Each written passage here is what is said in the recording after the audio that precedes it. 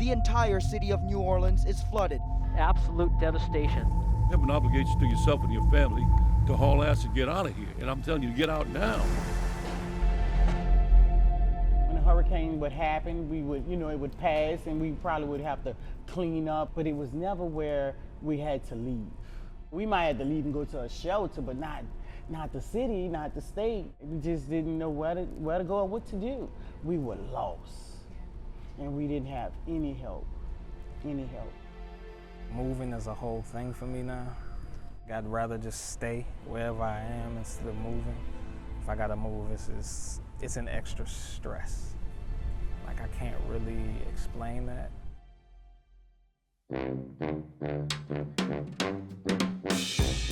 New Orleans, a city most known for the seafood, jazz music, and lively culture.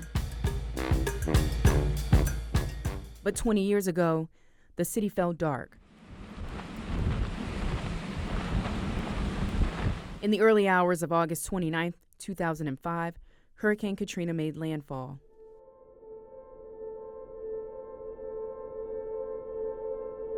I remember the night of the storm, that morning of the storm. I remember going to the window, looking out the window, and the only thing I could hear was dogs and cats crying. I couldn't believe that it was so dark out there, like everything was just black. It was like a nightmare, that's what it was. The Category 3 storm is still considered one of the deadliest natural disasters in American history. Thousands left stranded, no food, no water, no place to go, leaving a stain on the Big Easy forever.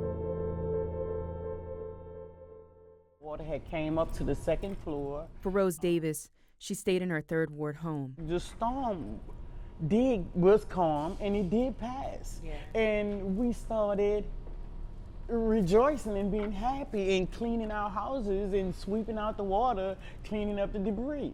And then all of a sudden, the levee broke. That's when it really got bad. We knew that the water was coming, and the water was coming fast. Once the levees broke and water began to rise, she was forced to grab her young children and leave.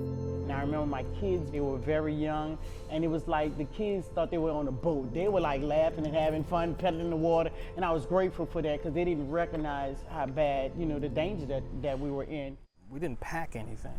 For Robert Simmons, he remembers the angst and hours he spent in a car with his family on the highway. His grandparents, all natives of New Orleans, desperate to leave the only place they ever called home. No one could go to Atlanta because they shut down the highway going east. The only option was west or north.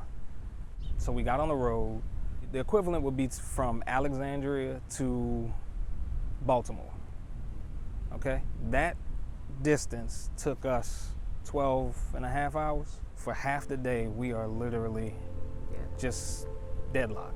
We were hot, we were agitated, everybody was tired. We had no clue what was going on. In my mind, I got school, all right, whatever. A little vacation. And it wasn't that. Despite the storm's rage, nothing could have prepared New Orleans, a then predominantly black city, for what they would endure after. I remember seeing people being scared. People they were confused. Some of them were stuck. They didn't know what to do or which way to turn. Because we're just shocked, That's all we know is New Orleans. Me and my sister, because I have two sisters, she had a limousine company in the neighborhood where she lived at. And we went there and we searched and we found keys. And we drove the limousine as far as we could. Leaving home, these families searching for the same safety they felt in their now abandoned neighborhoods, they headed north. It was me, my sister, and my cousin, and all of our children in the limousine. And I remember the people pulled guns out on us. And we were only trying to get help. It was 3 women and 6 kids. You had a vigilante. All of Louisiana almost turned to a sundown town. Being hunted. I know that sounds weird, but I mean, there were times where, certain areas you wouldn't go in. They were patrolled by the National Guard. Now I remember being at a Greyhound bus station, and I remember the rumors and, you know, the news and stuff. Millions of people are without food, water, or power. 20,000 refugees are being forced to leave the Superdome. We dealt with almost being like ostracized from our own country, you know, being called refugees.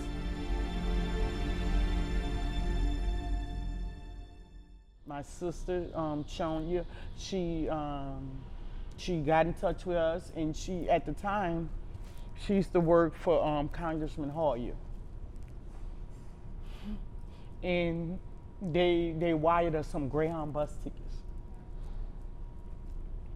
I remember we came here to Maryland, and we met so many people that wanted to help us. The catastrophic damage, too much for the government to handle. 80% of New Orleans submerged underwater. Homes filled with Gulf waters up to nearly 20 feet. Residents begging for help on their rooftops. The city was damaged, decayed, and over 1 million people displaced. The life they once knew and loved was gone. That reality was kind of difficult to handle. It's not just you know, like your home's gone. I didn't have my high school diplomas, no art medals. I literally came here with a pair of shorts, some underwear, and a couple shirts. That was it. Realizing that you can't go back, nothing that you had is there. The only thing I wanted from my house was the pictures. The water went up so high to where it rinsed the picture clean off the paper. And that hurt. I wanted the memories, and I feel like that's what I lost. While their roots were washed away after the storm, Rose Davis and Robert Simmons plant new ones. I have made a life here, and it's a better life. I wanted more for me and for my children. Since I've been here, I have 18 years clean and sober from crack cocaine. My children are graduating from high school. They're experiencing things they wouldn't otherwise experience in New Orleans. To be perfectly honest, if I was probably in New Orleans, I'd either be dead or in jail. And that's the sad reality of it. For me, it was a blessing. It was a way out. It's bittersweet for me. I feel like the lack of culture kind of gets to me. People don't realize like how rich New Orleans is. With the help of family and friends, and a special popular New Orleans coffee chain now in Bowie, Maryland, it serves up a bold reminder of home. While it's not in New Orleans, it's Mardi Gras here in Maryland, in Bowie, Maryland. Those who may not have experienced it before, this is what they would get. We've met so many different people. People have come from everywhere, from New Orleans. They come donate their coconuts to us. They come bring us their memorabilia, you know, because it's a piece of their life in New Orleans that they want us to have. We appreciate the outpouring of support from our New Orleans natives, but also our Maryland natives who enjoy and understand the culture of New Orleans. PJs is really what I love about it, because I was honored that they celebrating and they remember when. You know, it's priceless because a lot of things happen and they get pushed under the table and people forget. It means a lot to have people to come in and say, we're able to come to PJ's and it's a little connection to home. And it also shows the resiliency of the city. I mean, it was a horrible tragedy. But with that unfortunate and unforgettable tragedy comes triumph for some like Rose and Robert. Having that spirit, having that hospitality, having that community that existed in New Orleans helps us to thrive and push it here. I never want to forget where I came from. I'm just grateful that I had the opportunity to change my life around in the midst of a storm. In the midst of a storm.